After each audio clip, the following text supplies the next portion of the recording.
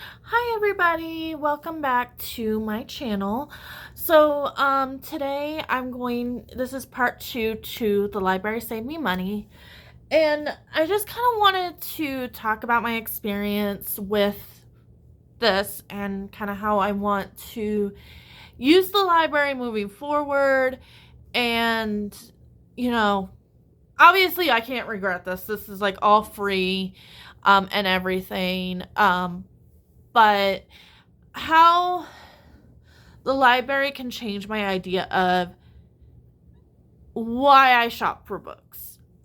Is kind of what I'm trying to get from this series that I'm doing is why do I feel like the tendency to buy books over like going to the library or just getting an e-copy through the library or just maybe getting the audiobook, maybe even through Spotify or through the library. Like what drives me to want to go buy instead of rent out? Some of it is obviously I do want a big library. Like I am a big reader. I love looking at my books, but I also am at the point in my life where I have a lot on my physical TBR to begin with.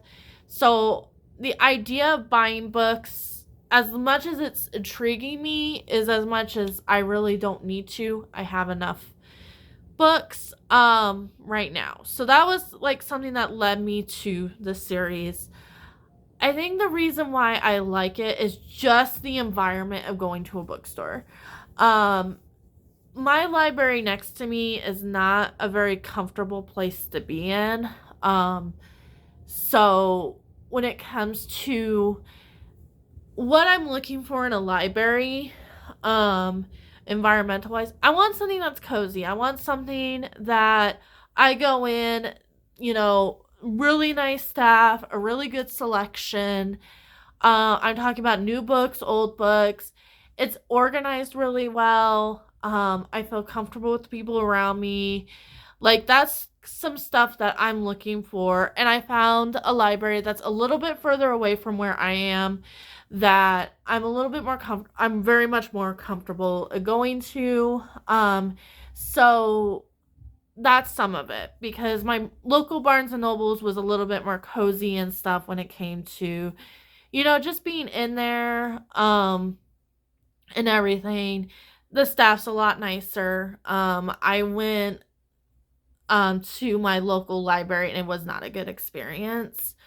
Um, so there's that. So when I'm looking for in a library is, do you have new books? So the library that's near me does not have a very good selection of new releases. So when it comes to like, oh, I saw this book on YouTube, I want to go check it out, and it's a brand new, like, a lot of the times I just go to the library. I have an idea of what I want to read, but then there's like more choices. So I will have that one book in mind, and then if I can't get it, great. If I can, cool. But then I'll probably end up with 5 more books. And that's why that's kind of how I shop too. Is okay. There's this one book, but they have the buy one get one half price at Barnes and Nobles.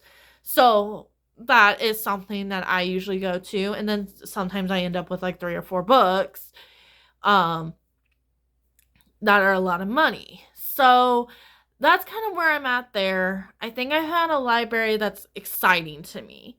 And I think that was some of my goal, was to find something that excited me. Their options really excited me. I recognize the titles.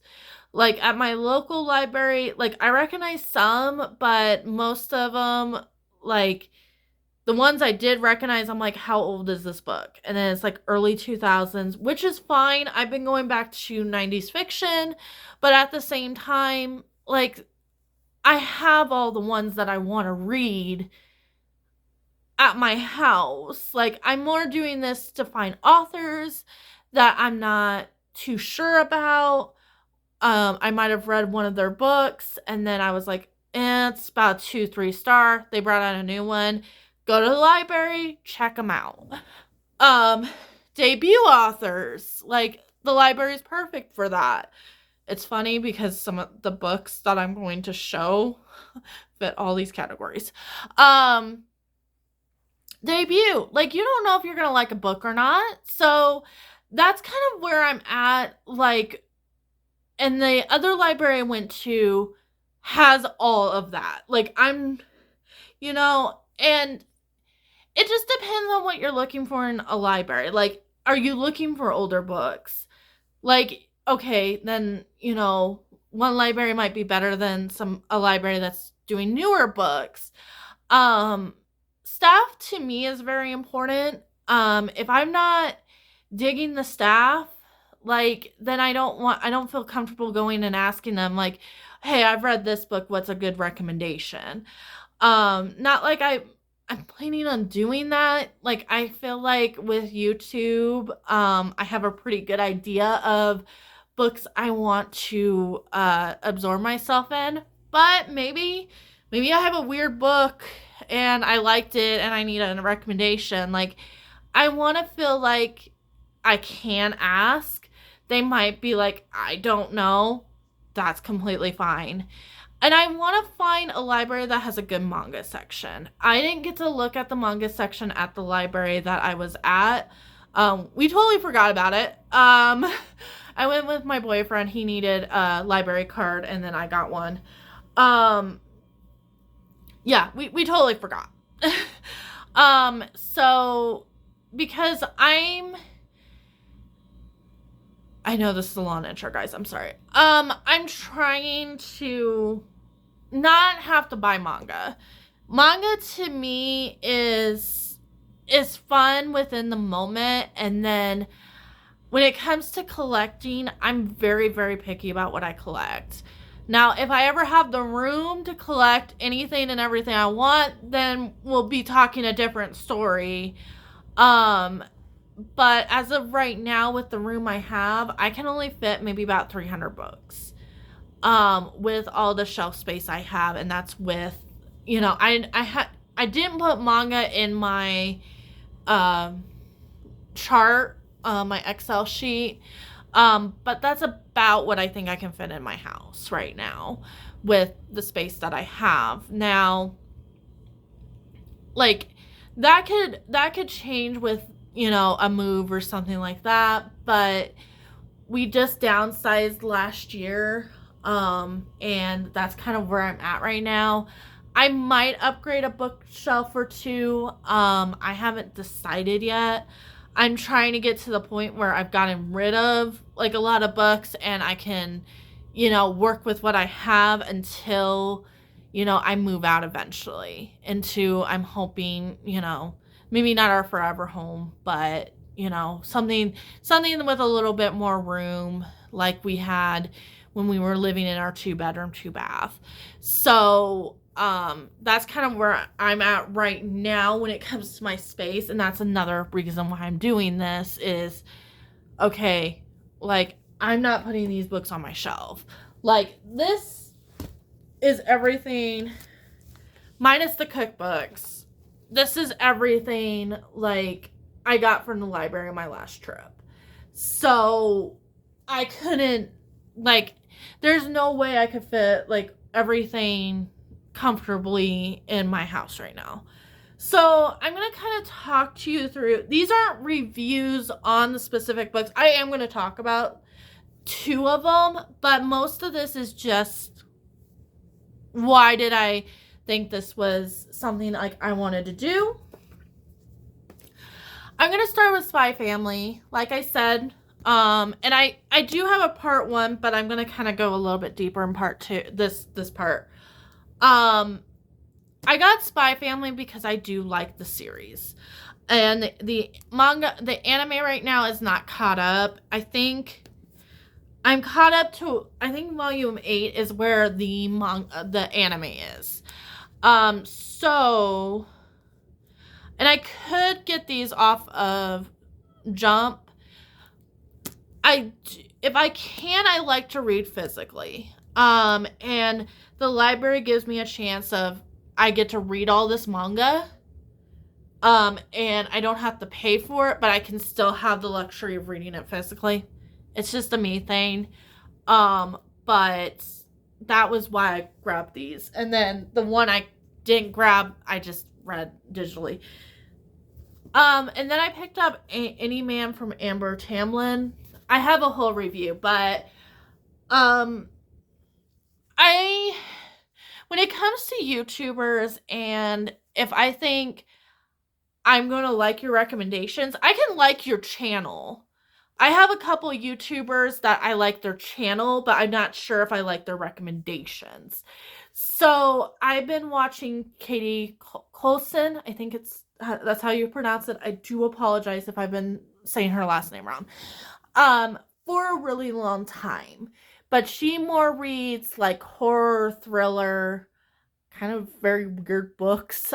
So I was like, okay, what's one book that I could read that she's really liked that tells me I can take more recommendations from her? I saw this at the library. I'm like, yes, this has been a book that she's been talking about for a while that I did want to read, and I thought would be a very important read for me with my background in psychology and stuff like that. Picked this up, loved it, 5 stars. If you can get past what it's about, which is a serial essayer that's a woman that's going against, that's actually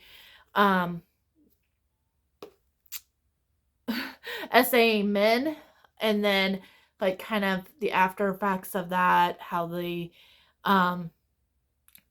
population deals with that, how these men are dealing with that. It's very much about that. It's very flowery in some parts. I like that at some points. Some points I'm like, this is going over my head a little bit.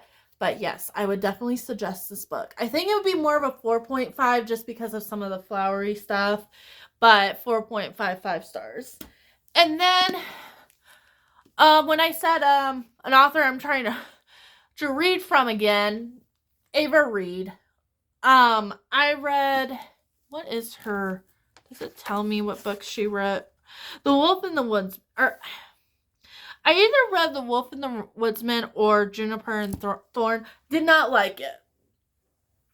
I was like, okay, I'll pick up another book of hers. And then I have a Study in Drowning on my shelf, which I'm crying because it's 2 out of 2, and I'm not thinking I'm going to like the third one. But I was like, if anybody can make, like, if I am going to like your book, the Lady Macbeth character is going to be something I'm going to be interested in. I saw this at the library. I was like, cool, I'll try it. Her writing is so slow. Like, this book, I think it went somewhere in the last 50 pages. Is how slow her writing is. Her books are not that big. You should, and I'm going to kind of go into Hunger Games a little bit. That's my last book. Like, you should grip me a little bit. I don't need a extremely fast-paced story. I need to be gripped, though. And this never gripped me. I finished it. This is not a DNF. I finished the book hoping it was going to get better. And it's a 2-star. And I'm kind of mad about it. But, yeah, this is about Lady Macbeth. And this is Macbeth from Lady Macbeth's point of view. That's all I can really say about it. It just was not good. Glad I got it from the library. I just saved myself $28. $29 because it's 28 and then plus tax. Okay. And then I picked up Vox by Christina Dauscher. This book, because I don't think I talked about it in my last round, is about a woman, a society, a dystopian society that women are only allowed 100 words. I am a big Handmaid's Tale fan, and I'm always looking for the next well-written, almost like that story book. This was not it. It started out as a 5-star. Like, the concept of this is so good. And then we get to a portion where the woman is told, hey, I need to, they want her to figure out a disease for a president. Okay, we'll give you your words back. And then we'll give you your daughter's words back and everything. And then it went down to like a 4.54 at that point. And then at the end I'm like a 3.5. I would probably give this like probably a 3 on Goodreads because they don't do 0.5 stars. But yeah, it just went downhill. She's a debut author. I would normally have more grace, but I think if an editor really got this book, I think it would have been better. And I think like we should have cut out a lot of stuff to make the pacing a little bit faster. I think it should only be like a 200-page book. I can't remember how big Handmaid's Tale is. It's a really short one. But yeah, I think it should have been a lot shorter. I think we should have kept with one perspective of the story and not done like 3 different things in the story. And then I got A Man Called Ove by Frederick Bachman. Again, I've tried Frederick Bachman before. Let me see if I think it's... I can't think of what the book is. It's a very short book. It's about a man with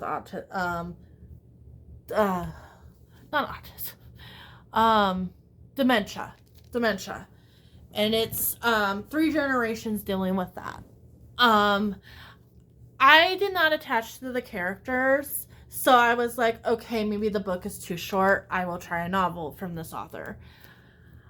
I work at some place that I deal with clientele that's in their 70s all the time.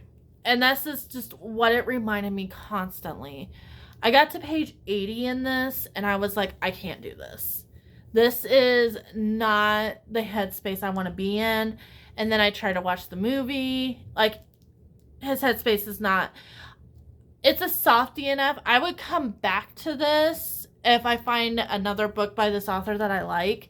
But yeah, right now, DNF. And then Hunger Games by Suzanne Collins. I love the movies. And then I read A Ballad of Songbirds and Snakes. Fell in love with her writing. This is as good of writing as The Ballad of Songbirds and Snakes. I think her writing stayed about the same. I think her pacing got really a lot slower, because this is, you're on chapter 1, they're in the woods somewhere, and by chapter 2 you're having the famous scene where Katniss is like, I volunteer, which is to me the most famous scene from this both movie and book. I'm going to probably do a full review on this book, so I'm not going to go into it too much. I know this is a little bit of a long video, so sorry about that, guys. But Suzanne Collins needs to write an adult book. Like get out of this world, go write some adult stuff, because she can, and I think she should. I'm hoping that she does eventually, or writes a whole nother series. I would read more. I'm not a big YA fan, but this to me is not YA. To me, this is more of what they now consider new adult. And the only reason why I'm thinking this is YA is because Katniss is like 15, 16 years old. But the topic of this book, the way that Katniss holds herself and everything, I don't believe that this is a YA necessarily, or like, I know you have the younger end of YA. I would say this is the upper portion of YA. I wish I found this when I was at that age group, because I probably even like it even more. But I love this. I love this series so much. I there's part of me that would love to get the illustrated edition, but I don't think I like it that much. Um, I just I've fallen in love with her writing. Um, and that's important to me, and I'll probably, like I said, I'll probably have a full review. I might have it by tomorrow. I'm halfway through this book. It's like big huge print right there. Um so there's a possibility, but yeah, I saved $176, which is what I said in the last video. And something about this whole series that I really want to talk about is the factor of what is it going to be like going forward. I'm thinking with new releases that I'm not sure of, I'm definitely going to utilize my library more. I've already been doing it with audiobooks. That's not going to change. I think that saved me a lot of money right there. With not having to buy like an Audible or anything like that. My ebooks have always been through the library. I don't buy ebooks. I just don't. I feel like I can, I'm either going to own it physically. Or I'm going to find another source to get them so I don't buy out ebooks. I have been thinking about a Kindle Unlimited subscription just because I have been getting into a lot more fantasy romance, but I'm going to see how much I can get from other sources before I do that, just because I don't like how Amazon handles that portion of their website. I'm not going to get into it. But that's just something that I have been kind of grappling with, is the factor of I need to be saving more money. I don't need to be spending money if I don't have to. Like there's ways to get that feeling of I can walk around, enjoy looking at books and stuff without having to spend a single dime. And sometimes I even go to Barnes and Nobles and I don't spend money, but we're not gonna go there. But it's just, and this way, like I can be more adventurous about what books I'm choosing. If I want to look at some other people's favorites, if I want to get into a genre that I'm not used to. I still want to get into horror and thrillers more. And those, like, there's going to be some horror thrillers I do like. Most of the time I don't. Which doesn't make sense because I'm very, like, when you're talking about movies, TV shows, I love horror. I love it in video games. I love it in other aspects. I just don't like it in books. I don't know why, but I'm trying to find out, like, if that's true, or I just haven't found the right book. But the library will help me with that. But anyways, if you liked this video, like and subscribe, and I will see you in a video coming real soon. Bye!